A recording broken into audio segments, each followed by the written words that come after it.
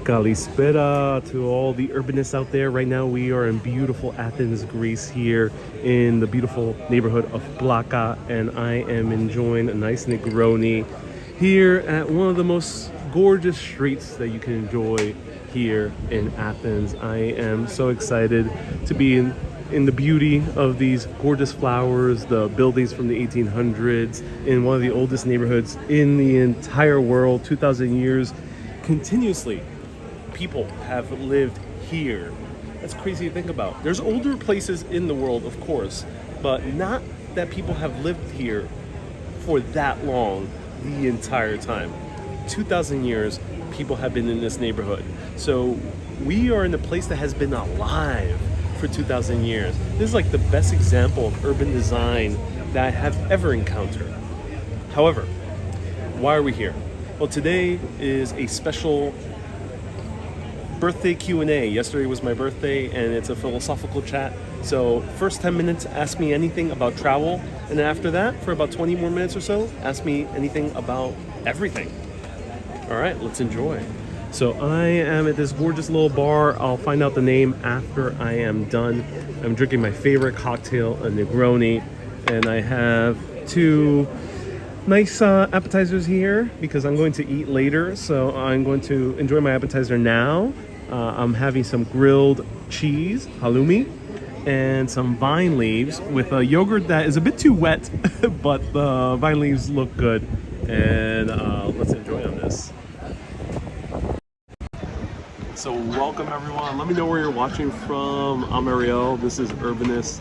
I'm so happy to be here to enjoy the vibes of Athens with all of you. Now, I bought two very special things from a nearby jewelry store. I ended up getting myself a good, awesome chain that is a replica of an ancient Greek coin, a drachma.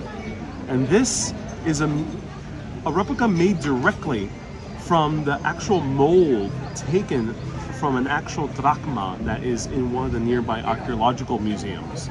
So I went to a specialty museum replica or archaeological replica jewelry store to get this. So I got a nice replica of Athena in the front and the owl in the back.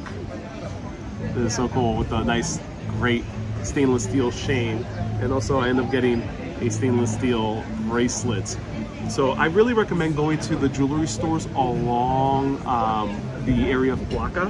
Let me find out the name of the store that I purchased it from. I have the receipt over here. Yes, I got the information. This is not sponsored, of course, but I just want to shout out a great souvenir shop when I find it. This is Themis Jewelry, and this is the address. So screenshot this now. And this is the bracelet I end up getting right here, located. So yeah, I am loving this experience. And, you know, Athens is always a blast to come to. There's so much life in the streets here in Athens. As right now, I'm surrounded by a bunch of people chatting, walking around, enjoying their cocktails and their drinks. And it's just a lovely, lovely atmosphere. I would never get tired of Athens, for sure. Is Greece one of your favorite countries? You know, it's an interesting question. I wouldn't say it's my favorite place in the world.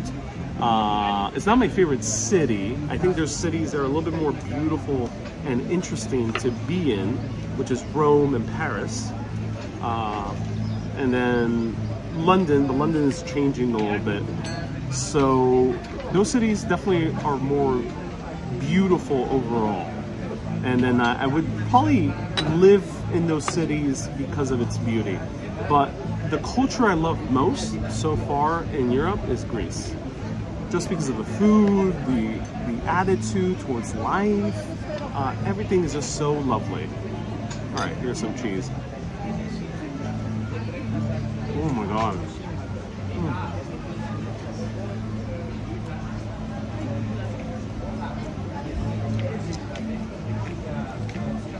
The cheese has such a great flavor to it. Very deep, very nice. It's a bit rubbery, and that's the point of a great halloumi cheese. just you got that little bit of rubberiness. Oh, wow.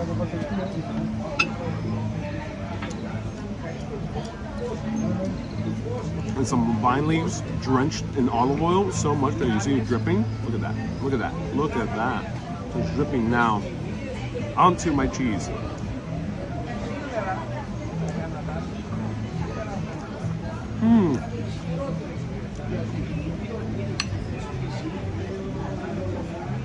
I'll bite half so you can see. Stuffed with rice. Right here. Look at that. Stuffed with rice.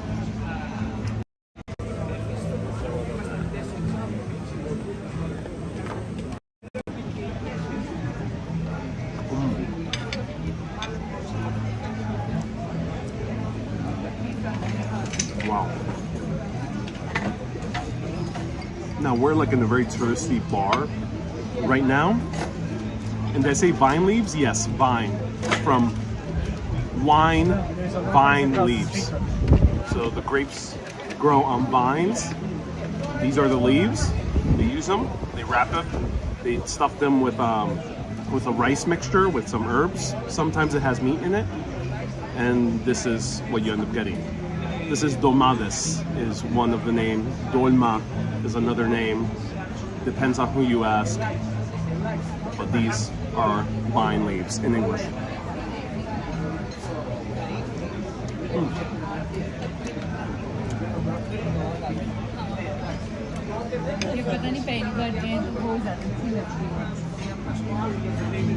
Daniel says, I'm getting hungry over here. Oh, I'm glad you are, Daniel. I'm glad you are. Yeah. I'm just loving these views. I don't know what I didn't know vine leaves were edible. They are edible. Yes, they are edible indeed. All right, feel free to ask me anything you would like for a philosophical chat. DT Tom says, are you in the neighborhood of Plaka? I am indeed. I'll let everyone know what the name of the place towards the end of the broadcast. How do you see your videos and live streaming evolving over the next 5 years, says Anthony. Anthony, man, that's a great question. Also, just to note, I wish I could find like a better configuration to live stream. Sometimes it's a bit tricky to get the perfect angle. We're sloping down, so I can't sit this way. But nonetheless, where do I see myself live streaming 5 years from now? I see myself live streaming for a very long time.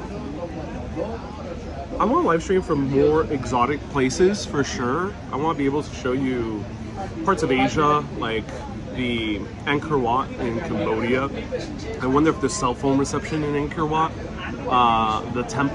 The Buddhist temples of Thailand, the streets of India and Pakistan, the mountains of Pakistan would be really interesting. I know it's a bit tricky because of the situation over there with the Taliban. I think they're still in the mountains, but it'll be so cool to go into the mountains of Pakistan. Some of the more beautiful images I've seen are from that area of the world. Like the deserts. I would love to do like a live stream hanging out with the Berbers in North Africa. Like a Berber desert tribe that still does their thing in the desert or hang out in the desert ever so often. I would love to do that. I would love to do these live streams that feel more like immersive experiences that you won't see really, that you can see on the travel show, but the fact that they're live and you're being brought through that journey on a live video, I think just would be so amazing. I think the best example I can tell you of what I would love to do more of is my live videos at Chamonix, France, where I took the highest cable car in the world from Chamonix, which is a ski town, all the way up to a 12,700 foot mountain. Blew my mind. And another one that blew me away was Xochomilco in Mexico City, which is the ancient canals of the Aztecs and before. And that was on the live stream. The service was pretty poor in terms of cell phone reception. So I streamed at like 360p, but I got you to, it was a great experience to join this guide who only knew Spanish. I was able to translate for him. Take us on a journey through the ancient canals of or ancient might not be the best word, but these medieval era canals from a European's perspective, Aztec canals, and learn about the agriculture, the history. And that was, to me, that was, and then he cooked food for us. He made like this tlacolos, I think was his name. It was like this kind of corn mash with this very nice stringy cheese. I think it was Oaxaca cheese. And he grilled them right in front of our eyes with some spinach. And oh my God, that was amazing. So I really deeply enjoyed that experience. So I would love to do more live streams where I involve interesting tours and guides or cultural experiences. I would love to do like a live video where I'm like smoking hookah in the middle of a bazaar in Morocco or Syria whenever the situation improves. So things like that, for sure. They're a little bit harder to organize, and then live video doesn't get that many views, so sometimes it's a bit weird asking someone, hey, will you want to appear in a live video that only gets 1,000, 2,000 views, when I get hundreds of thousands of views potentially on a short video, millions of views sometimes. It's a bit of a weird ask, and it has been getting increasingly weird as I get more success with shorts, and as live video doesn't get promoted as much by the algorithm. So it has made it a little bit tricky to do that ask. I try to combine them sometimes. If I go to like a museum and I say, hey, I would love to do a live stream, and I'll do also a short, and then they often say yes. But yeah, so stay tuned.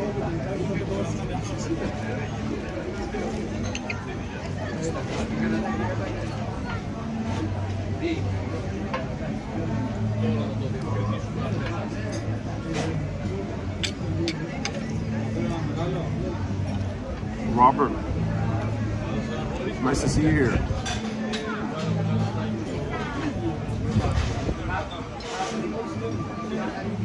Though Tom says, how does the vibe of the introduction of the digital visa affecting Athens?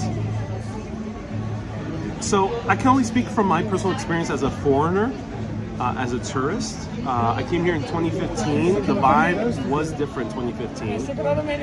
It was more gritty. There was definitely neighborhoods I avoided, and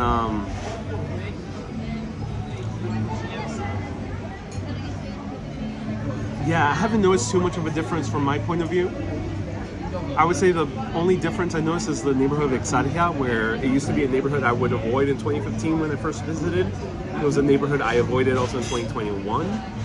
But last year, I even went with my videographer, editor Maria, to film a building there that didn't end up making the cut for the documentary.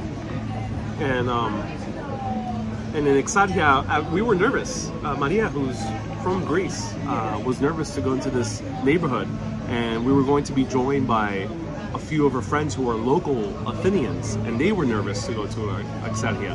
But the moment we went to Exarchia, this neighborhood that's in the city center, we saw a bunch of ice cream shops and like nice cafes and beautiful bars.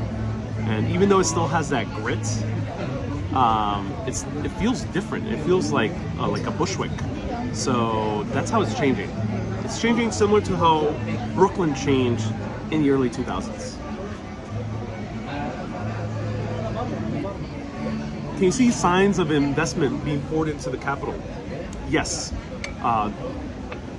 Tom. You can see a lot of investment, especially in Ammonia. Ammonia still has a reputation for being a dangerous neighborhood. Now, dangerous is not to the level as like some US cities are dangerous. So dangerous because you might see junkies, and you might be pickpocketed, but I don't get the sense that my life is in danger. I'm not in mortal danger. I don't get the vibe that I will be mugged. So take that into consideration when I say the word dangerous.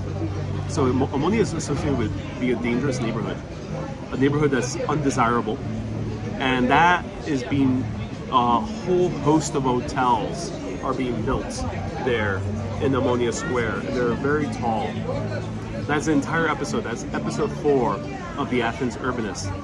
I covered that.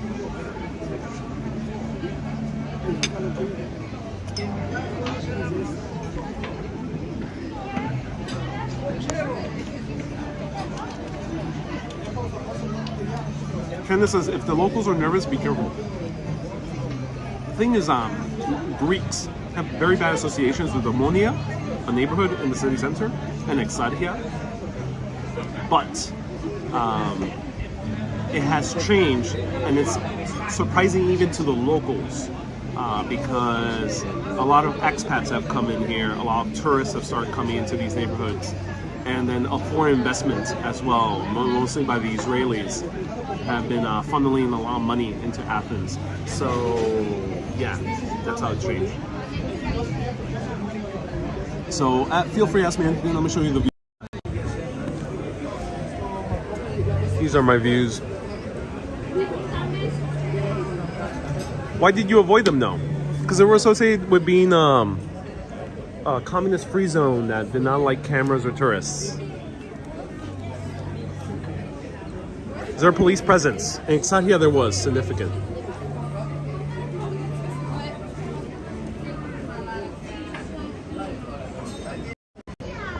Gwen asks a great question. Has your perspective changed since the Peabody Awards? It has. It has changed in the way that it made me realize I have to take my history even more seriously. I've always taken history, I've always respected the history, but my form of storytelling is more casual. It's more laid back. I like kind of telling a story without script, extemporaneously. No script, no notes, no plan. I just want to be able to kind of say it like if I was telling it to a friend. And that's definitely not always conducive to the utmost level of accuracy. It's not always conducive to nuance, historical nuance, and it's definitely not a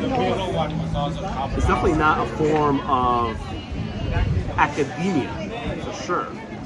So that's my form of storytelling. And I do it on purpose because it's more entertaining.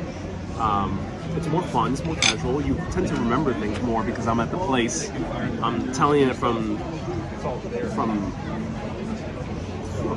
extemporaneously without any script. And also, if it's a live stream, it's conversational too. So I love doing that. But winning the Peabody Award for sure has made me realize, okay, now I got more eyes watching me from the world of media scholarship, historians, documentarians, people who take their history way more seriously, and that it being their job to teach history, to learn history, to research history, is that's their job, and that's a lot more pressure now. Definitely, it's a lot more pressure. It's good at the same time. It's cool to have a audience that is growing in many respects. But yeah, more pressure in a good way. It encourages me to know my shit, as I would say in New York, and at the same time tell it in a good way. Know my shit, but still have fun with it. That's what I learned.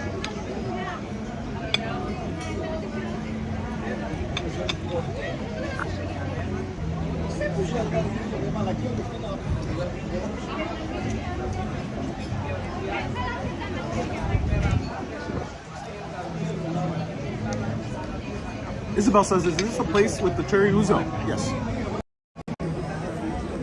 So I was up here. I was at this bar a few nights ago. And then now I'm at this bar right down here. This is my little seat over here, a little corner area. Enjoying the beautiful views. The music is right by here. You might hear a little bit of it as I am sipping. Do modern Greeks still hold symposiums? I would say yes. You probably will find like a version of a symposium today. But I wouldn't say it's not really a normal thing. It's probably some people might gather because they really enjoy ancient Greek culture and they want to hold a symposium. But I don't think it's like a really normal thing.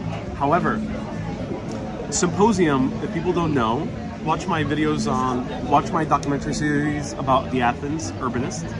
There I discuss the meaning of symposium and where it comes from. Ancient philosophers either chatting and drinking, sitting down, or chatting and walking.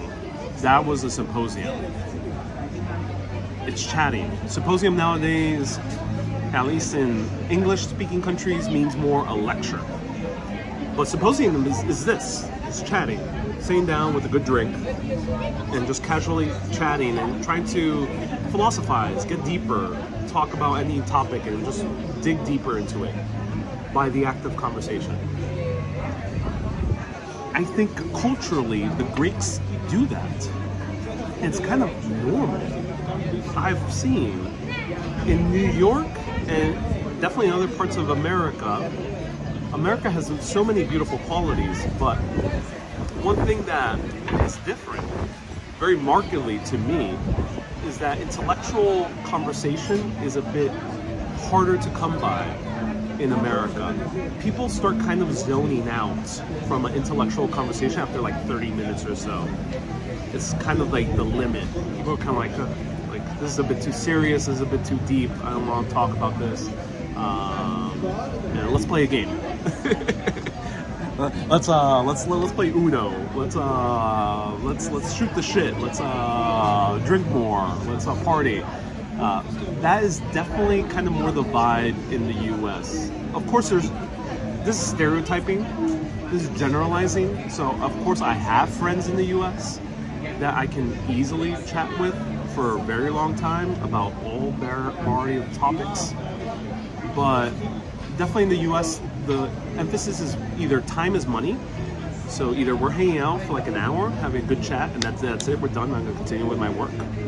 Or now that work is done, we're just gonna chill out. I don't want to talk about anything serious. I don't want to really get too intellectual. I just want to zone out, man, and just have a good time.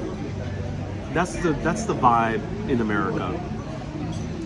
Here in Greece, since people are kind of already chilled out, since the hustle culture is not quite the same, it's not saying that Greeks don't work hard, it's just saying that the priority isn't just work, like America skews more towards work. Work is life, and you see it in our language. For example, if you're eating, I'm eating my grilled halloumi. I'm nearly done. Maybe there's a little bit left here. The waitress will come, or the waiter will come and ask, "Are you still working on that?" Working on that. If you notice in a lot of sexual talk, there's also a lot of jobs, work in there. Everyday language in America, and this applies to other English-speaking countries, but definitely America, actually more in America, is work. It's work and jobs is very often used in common speak. That's not the case in Greece. It's not the case with some other countries like France or Italy. So there's more emphasis on other things. Here, the emphasis is on community. So that said, there is a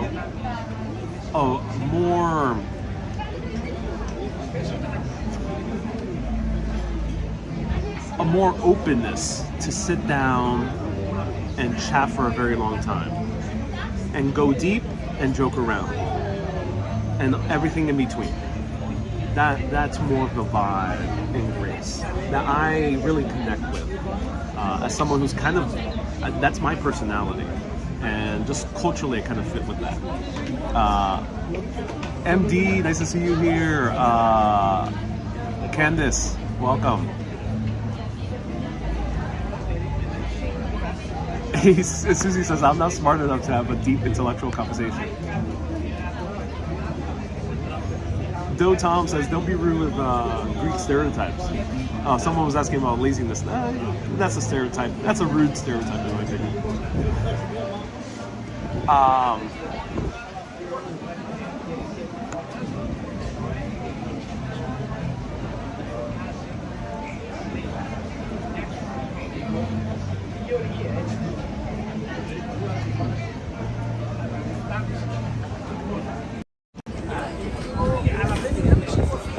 me enjoy a few bites before I consider it.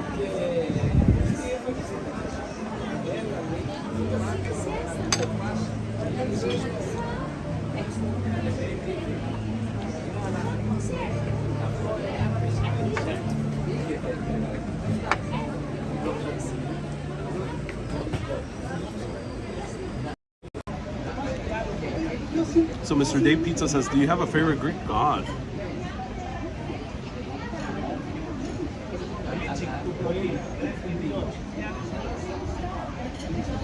That's a good question.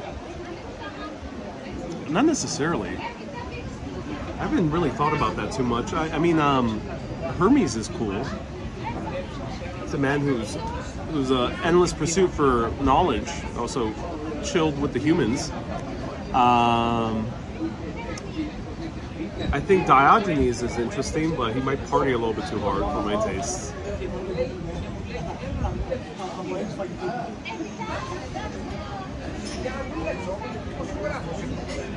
Yeah, I think if I were to hang out with any of the ancient Greek gods, I probably would get along better with Hermes and with like Ares. I have a feeling Ares is just like so fueled.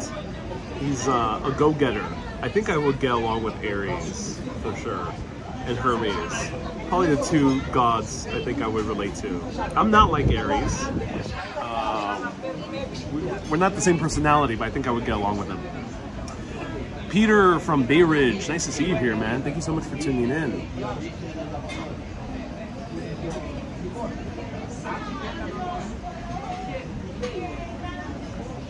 Hey Ariel, you should one day visit Crete. I did last year. Check out my live streams. Peter, easiest place to find my live streams is on YouTube. Urbanist Exploring Cities. It's much easier to search for my live streams. Just search Urbanist and the name of the place. And if it pops up, I've been there. If it doesn't pop up, I might have not been there yet. But search Urbanist Crete, Urbanist Hania, Urbanist Heracleum, and you'll see videos about Crete. ECG is asking why don't Greeks pay taxes, and people are asking me about that. I'm not that deep into the culture, to be honest. I'm still like a tourist coming here, so I'm not of the country. Nor do I talk about politics, so I have no idea why. Nor it's not really of interest to me personally. Andromeda, nice to see you here.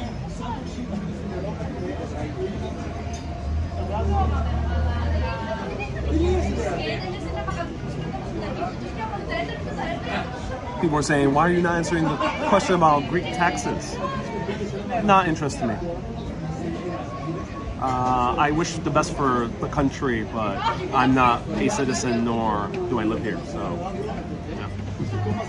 You're asking the wrong person.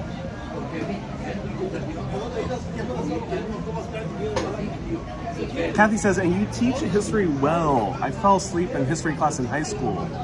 Yeah, thank you so much for saying that. The reason you might like, let me know why you find my history talk more interesting. But the reason I think people in general find it more interesting, at least some people do, is because I'm not focused too much on the dates or too really trying to hammer in the details. I am more trying to tell you the main story so you get the main gist of what happened, rather than trying to tell you it happened on X date, X person did this, and X person did that, and X country won. You know, I don't want to hammer in the details. The details are important for sure, but the details should be invisible. The details should be almost subconsciously absorbed, rather than me trying to explicitly try to tell you in 1811, in 1821, the Greeks had a revolution. So X and X Greek rebelled against X and X Turk to separate from the country, and something like that. If I do it that way, that's a lesson, that's a lecture.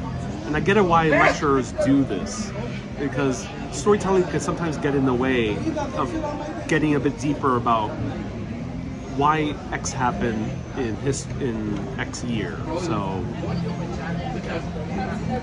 if I tell you the story in a fun way that engages you without embellishing, without fictionalizing, without revising, if I tell you the history in an engaging way, find the interesting bits, the scandals, the gossip, the intrigue,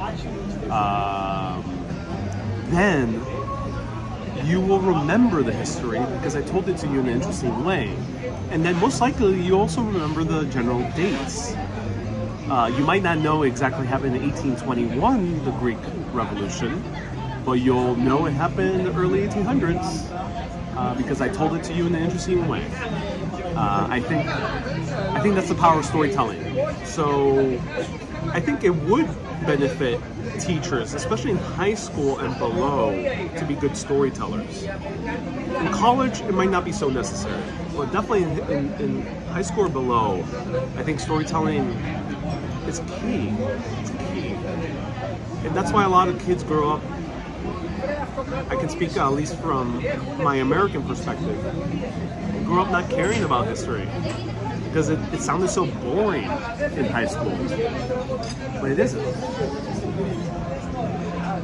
Kathy says, you keep my interest. I actually went to listen to a Holocaust survivor give a lecture a few years ago, and she had my attention for 2 hours. She was living history. Yes, you also have that.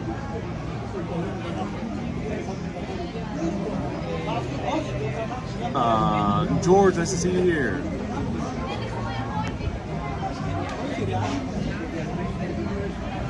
Abel says, if everyone deflect the responsibility of issues, what the world will be like? This is a trap that a lot of people fall into in the world of media.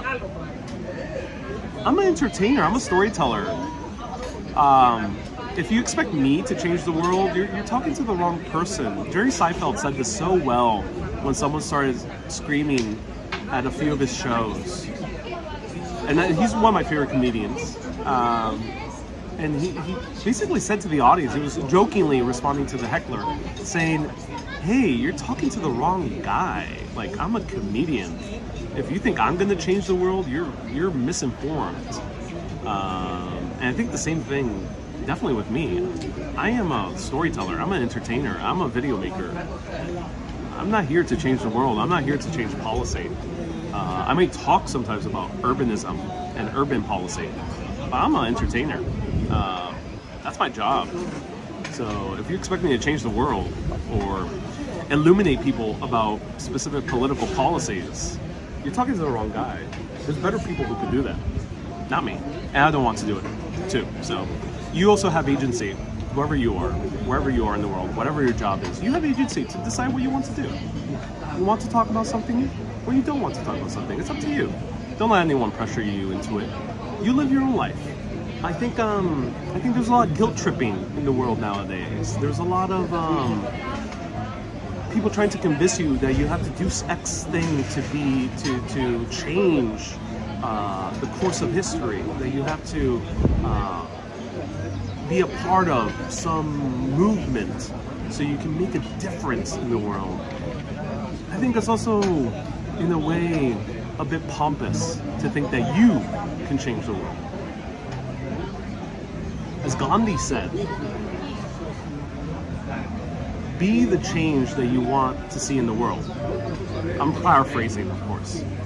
Or he also said, another version of that quote is, let the world change you before you change the world. And this is very important. Let the world change you before you change the world.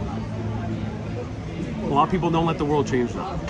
They get stuck in one belief, in one issue, in one drama of current life, whether individual or global. They get stuck in one thing, but they don't go out.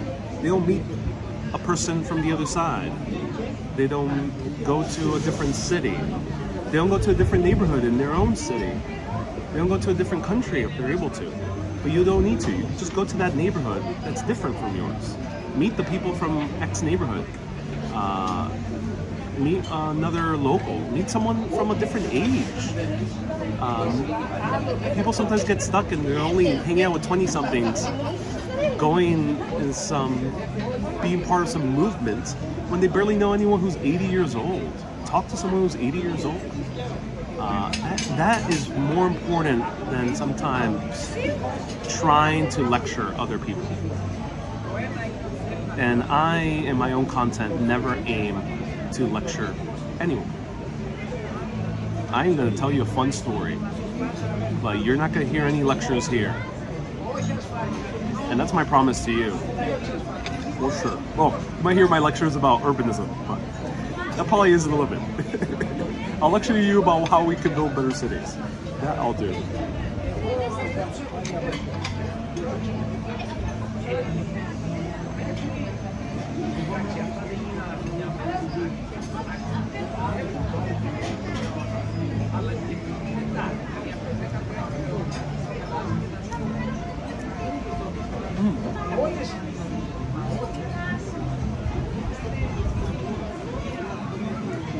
So,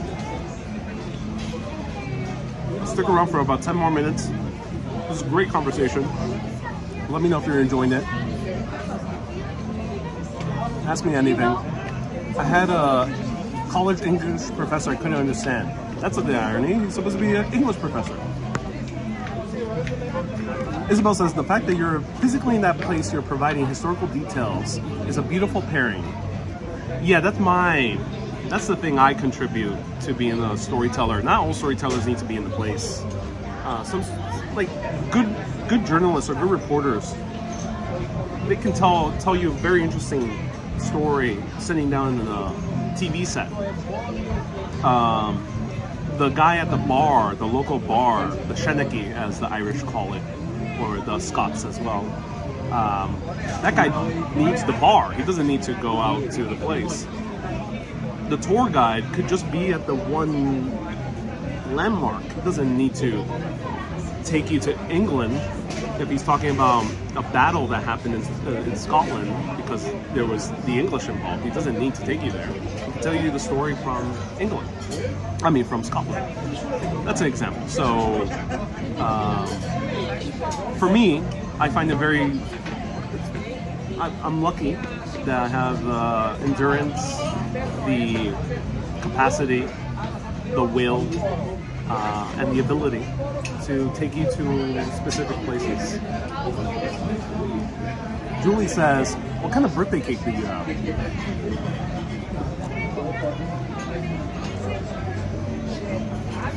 Let me see if I can pull it up. Enjoy the views as I pull up the birthday cake.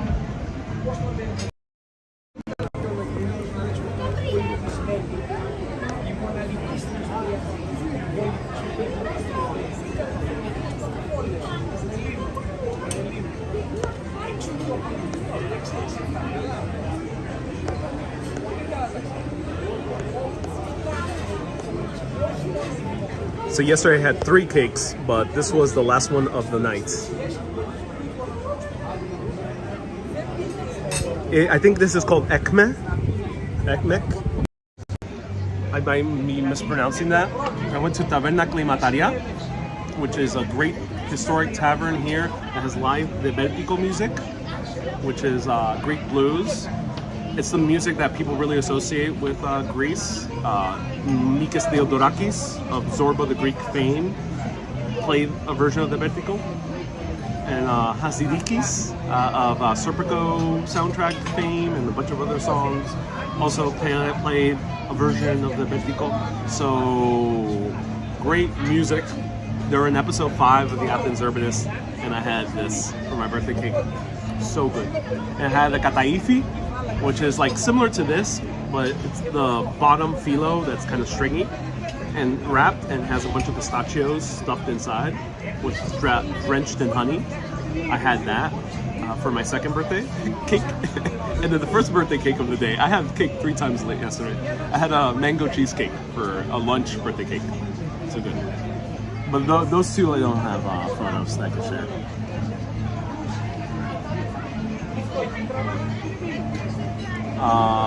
What country are you visiting next? My aim is Asia, but I will be covering one other place in the near future. Stay tuned. In the summer, you'll see at least one place that is not my native city.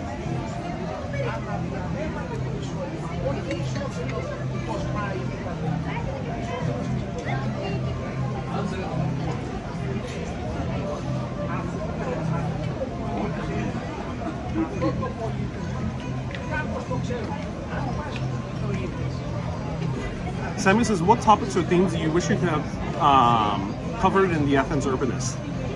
Yeah, the Athens Urbanist, I covered music, I covered history, I covered gentrification, I covered architecture, I covered like the military junta, things like that. I covered culture. I covered Greek Orthodoxy, you said it. The priest, the deacon, did not want to appear on camera. I'm not sure if it's due to a certain regulation by Greek Orthodoxy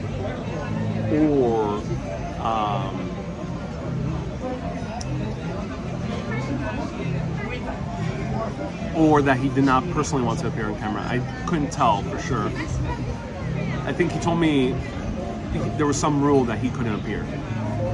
But nonetheless, I was a bit bummed I couldn't find a Greek Orthodox priest to talk to me about Greek Orthodoxy. Because Greek Orthodoxy, I think, is very important to this country, whether people like it or not.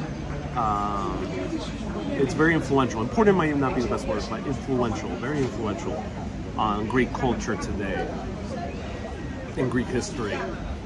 And controversial too for some reasons as well. I wish I could have gone into that. That could be a documentary on its own, but it's hard to get access to the Greek Orthodox Church. I think I might have more ins. Maybe once I go to Thessaloniki, I might be better connected to Greek Orthodoxy over there and cover it. Wendy is tuning in on Twitch, is saying, have you found a Greek wife yet? No Greek wife yet. Not yet. NJ says, Turkey. Someone's saying, am I half Greek Orthodox? No, I was raised Catholic. I still associate myself as Catholic. And someone says, I enjoy when you talk about spirituality. Samuel said that. Thank you so much, Samuel. I appreciate that. Yeah, it's my pleasure to talk about spirituality. I don't talk about it too much on my show, except for these live streams. I'm happy to do that on these live streams. I'm more than happy. I'm glad I can.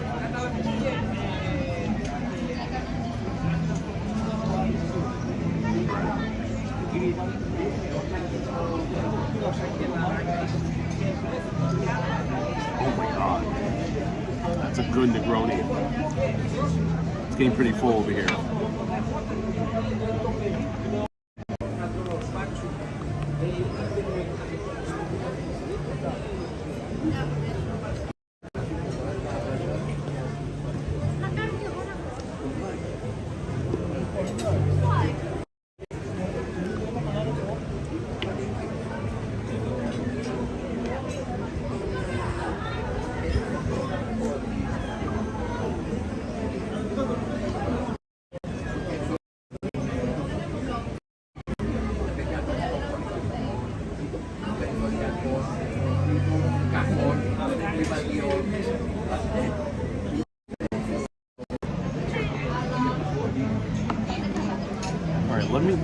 Let me know if you want me to stick around a little bit longer. I can have one more drink. I'm feeling in the mood.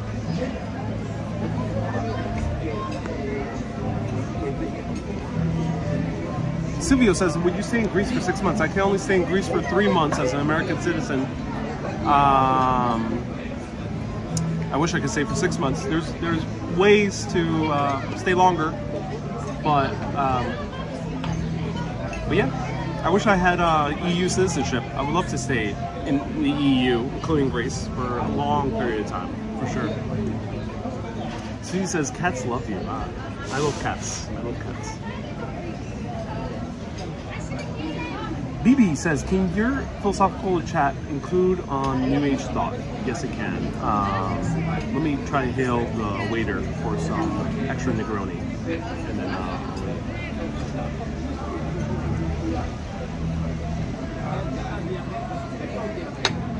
so I'm gonna drink one more because I'm feeling good.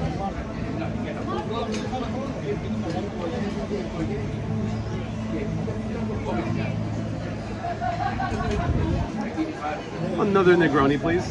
Yeah, thank you so much. All right, so I'm sticking for one more. My thoughts on New Age spirituality is it helped me a lot in my own life. Things such as the law of attraction, things as learning about like Neville Goddard, visualization, reality transurfing, very interesting book that covers like law of attraction in an interesting way, and many other topics. For sure, past lives. What else did I learn? All the different religions, for sure. Tons and tons of Abraham Hicks. I binged. It was a long journey, so there was a lot of stuff. Greg Braden, who's one of my favorite writers. Frederick Dodson as well, talking a lot about various topics about New Age. And I really went deep into the rabbit hole. But then I realized it helped me a lot for many reasons. But the beauty of life is this. Right here, right now. Enjoying life. And to kind of ease, relax. I think a lot of people in the world are stressed for myriad of reasons. But this kind of stress, this anxiety, this fear that attacks many people around the world, including myself in many points in my life, still in my life, is what really people get stuck on. And I think what the world really needs, what many people need, is just to chill out. Chill out. It's very important. And all the New Age stuff I read, the most important thing was that lesson. To chill out, to enjoy the present moment.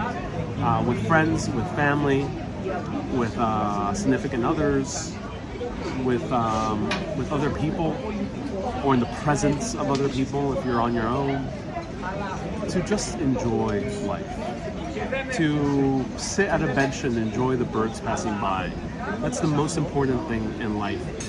Don't get caught up, try not to if you can. Everyone's in a different life position, everyone is dealt a different hand in this life. But I think we're ultimately put here to learn that lesson, to chill out despite all the challenges that are thrown at us. And we are all thrown with different challenges. Everyone has a different challenge. No one has it good. This is a fallacy. People might get to a place where they're feeling good, but no one has it automatically good in this life. That's a fallacy, that's a fantasy. You might think someone has it good, but they don't. Everyone has a big challenge. Everyone. Whatever that challenge is. Thank you. So, all the New Age stuff was helpful, but ultimately that's the biggest lesson, is to enjoy life. And Blondie's asking what techniques to pay attention to your thoughts. Just listen to them. Don't attach yourself to them. Don't try to follow them. Think of thoughts as clouds passing in the sky. You don't need to follow the cloud. You don't need to run and exert yourself trying to chase the cloud. You don't need to take a hot air balloon and try to get yourself into the cloud. You can just lay on the grass and see the cloud pass by. And if it's a big storm coming and you'll be drenched in rain, you can still lay in the grass and let yourself be drenched in rain, as the storm also will pass. Everything in life passes. All good, all bad. All challenges, all triumphs pass. I had a nice triumph last week with winning the Peabody. That will pass.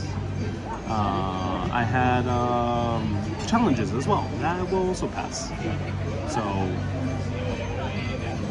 this too shall pass. The music in the background is Anthony Quinn. Yes, it is. There's music right behind me. I gotta give it a nice candle.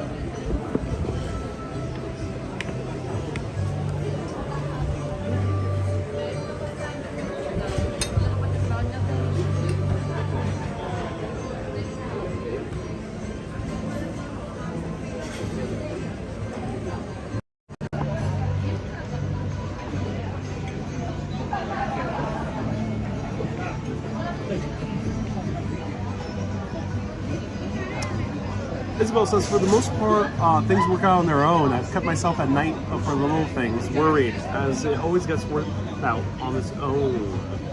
Yes. Think about this, the planet Earth is still hurling through the cosmos, still spinning, plants are still growing, the sun is still, and that has happened for millions of years, billions of years, billions of years at this point. So it's all good. It's all good. This is when Greece gets funky, sunset time, says Dew Tom. Yes, it does. It does get funky.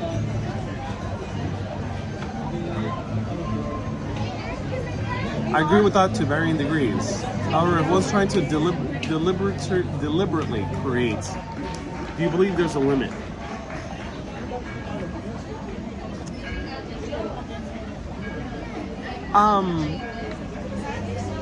So that's a great question.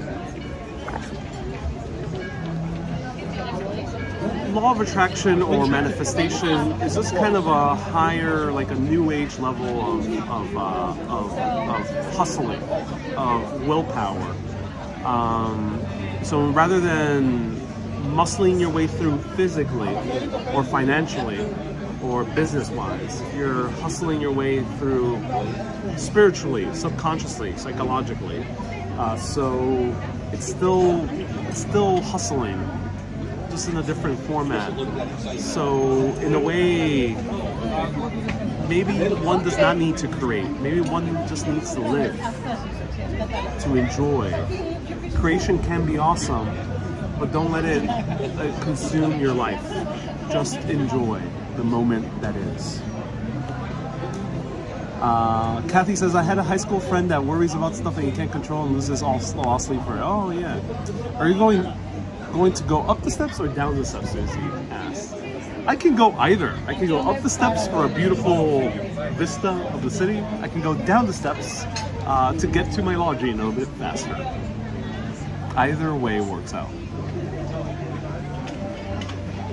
Hey, Dew Tom says, I strongly suggest you to do a road trip up Zagorovia. You'll see a Greece that's 40 or more years back. Ooh, that's interesting to hear. It's my belief that history is a wheel, says Ruben. Or someone said that. I believe that history is a wheel. Rise up on my spokes if you like, but don't complain that you're cast back down to the depths. Excuse me, yes. That is very right. That is very right. Would you ever try to get past life regression hypnosis? I have, Susie. I have. And it helped. It worked. I love the chain on your chest. yes, I got this. I mentioned this earlier. This is new. I got this here in the neighborhood of Plaka, and this is from a mold, molded from a real coin, ancient Greek drachma that shows Athena and her owl. Real coin, and this is all stainless steel. It's pretty heavy. I like it. Ooh.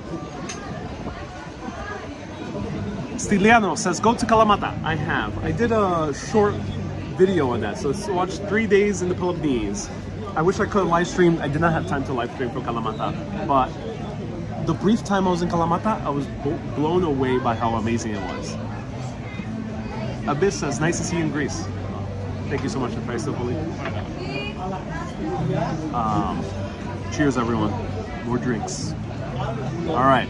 So this will last me a good 10 minutes or so, because I don't want to go too long. You know, I've learned one of the great lessons from Jerry Seinfeld. I was so blown away by Seinfeld that I already watched it twice over the series. And what I really admire about that series is that every episode was so tight. It was so tight. There was very few episodes. I think like 2 or 3 episodes I just did not like out of 100 plus, because every episode was just so well timed that it felt like it was just the right amount of time. Not too long, not too short, just the right amount of time, and then it ended. And Jerry Seinfeld mentioned this is very important for comedy and for storytelling, is that you don't want to linger too long you don't want to go too long, because if you go just even a few minutes after, people get a little bit bored, and then they think the entire thing was boring. If you go a few minutes too short, people will be feeling like they wanted more.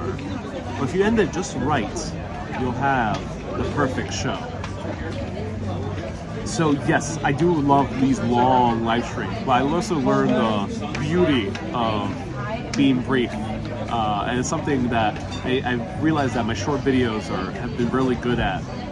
That I kind of just did it automatically, but after learning that, being so well verbalized by Jerry Seinfeld, I was like, oh wow, yeah, this is very important. So in our documentary series, we were very paying attention to never cross that line of being too overly long, just right amount of time.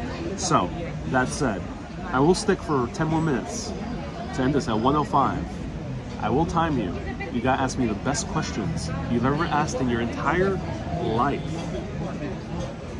because we're gonna enjoy this Negroni. And this will be a philosophical chat that you can replay over and over and over again.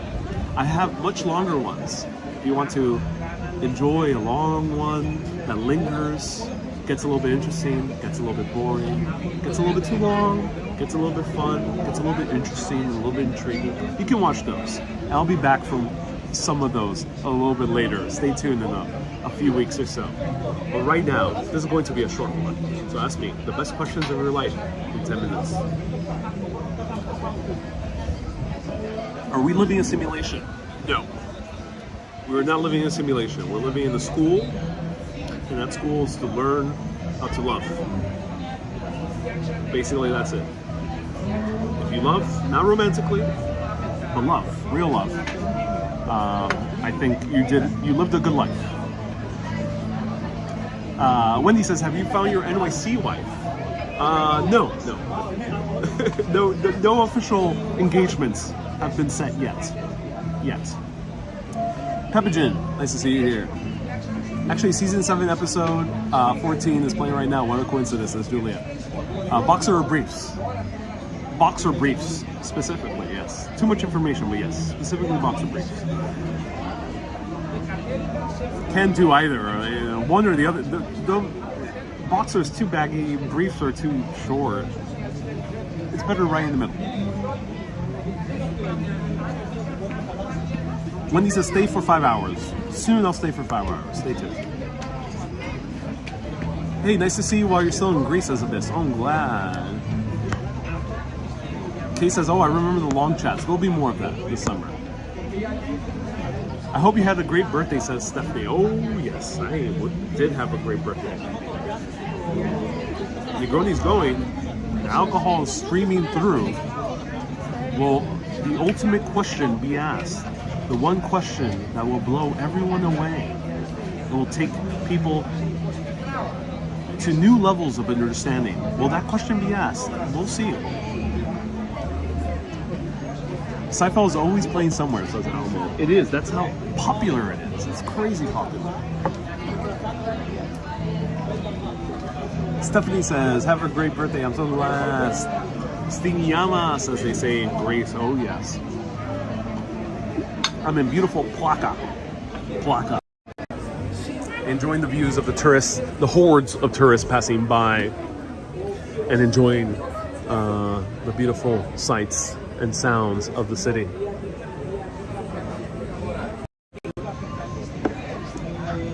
Who was I in a personal past life?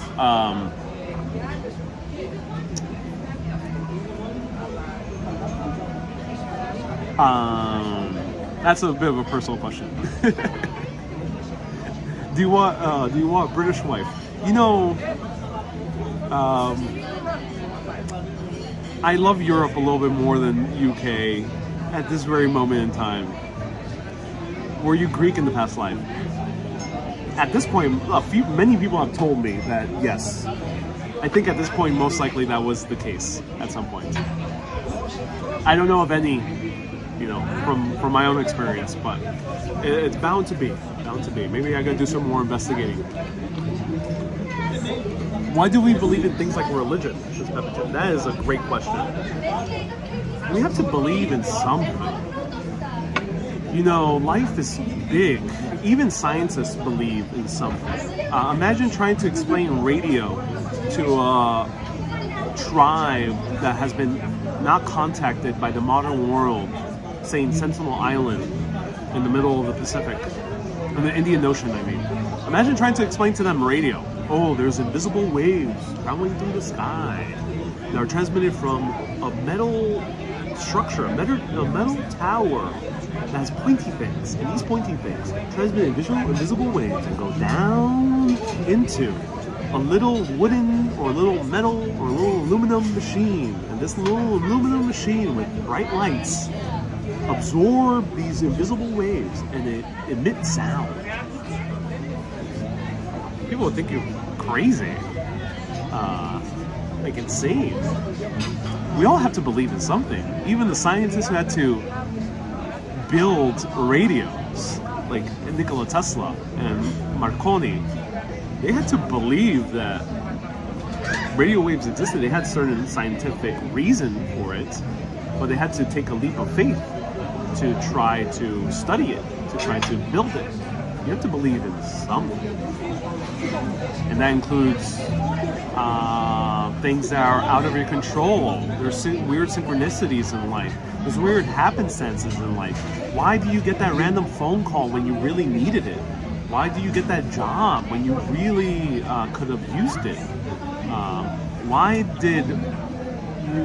did something, what you perceive to be like a terrible thing, where you missed a flight? Why did you miss a flight when it ended up saving your life? Think about that.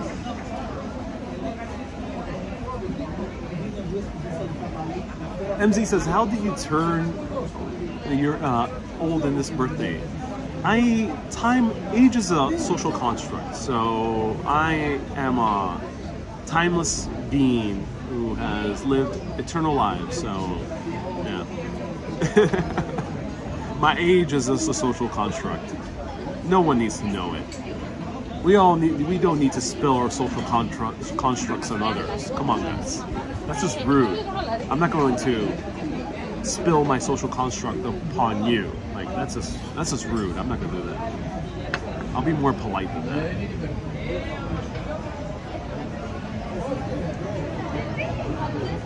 Best decade: 80s, 90s, or 2000s? 80s, I barely was alive. 90s was awesome, but I prefer the 2000s. Between 2009 to about 2015 in Brooklyn, New York, were some of the best years I will remember for a long period of my life. And one day I will make a period film, many decades from now, period film about the 2010s Brooklyn. Stay tuned. Almo says, I missed the flight and met your significant other on the next. Yes, things like that. Things like that happen weirdly. And you can chalk them up to coincidence, to randomness. But is that fun? Is that useful? Is that needed? Is it really logical? That's why people believe in religion, amongst many other things. We all yearn to believe in something. We all feel like we need to believe in something. Most people do, at least. And if you don't, you're still believing in randomness. You're still believing in nothingness.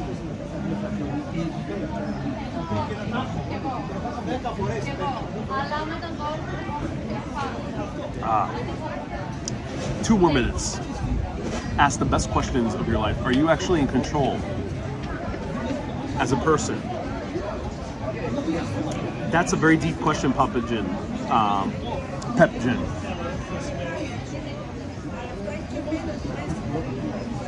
I would say to a certain extent, no. But that would take me way more than 2 minutes.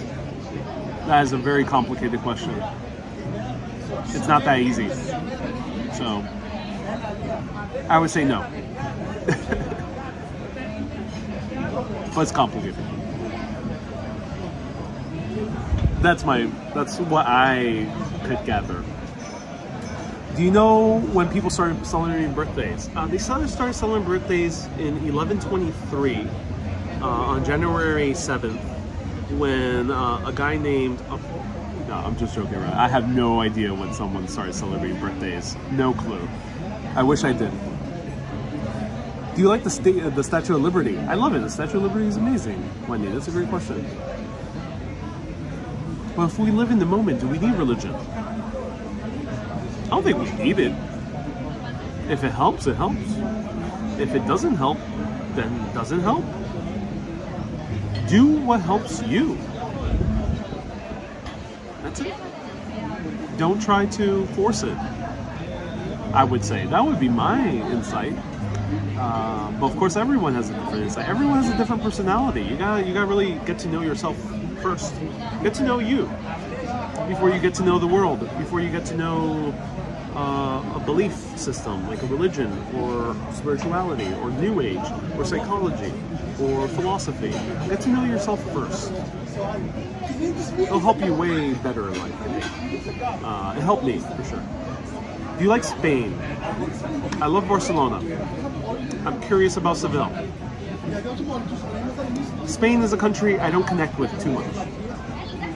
I found myself connecting way more with Greece, with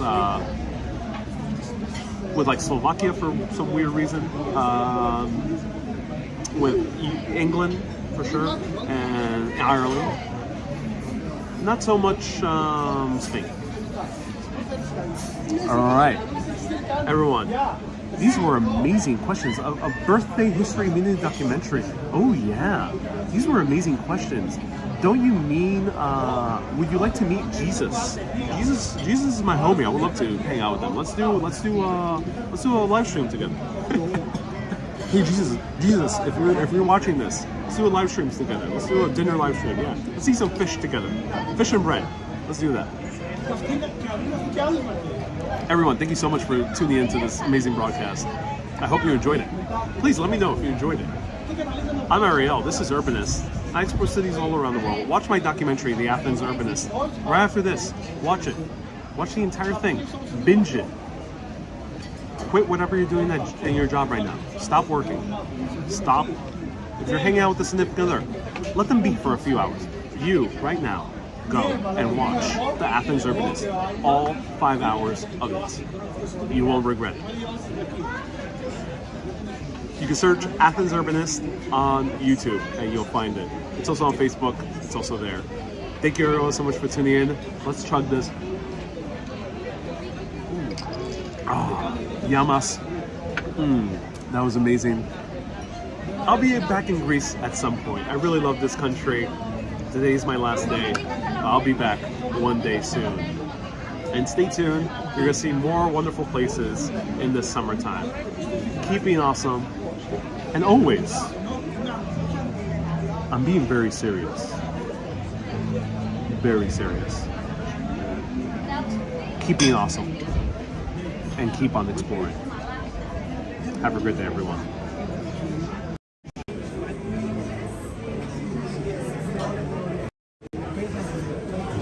Kalinit na yasas anio.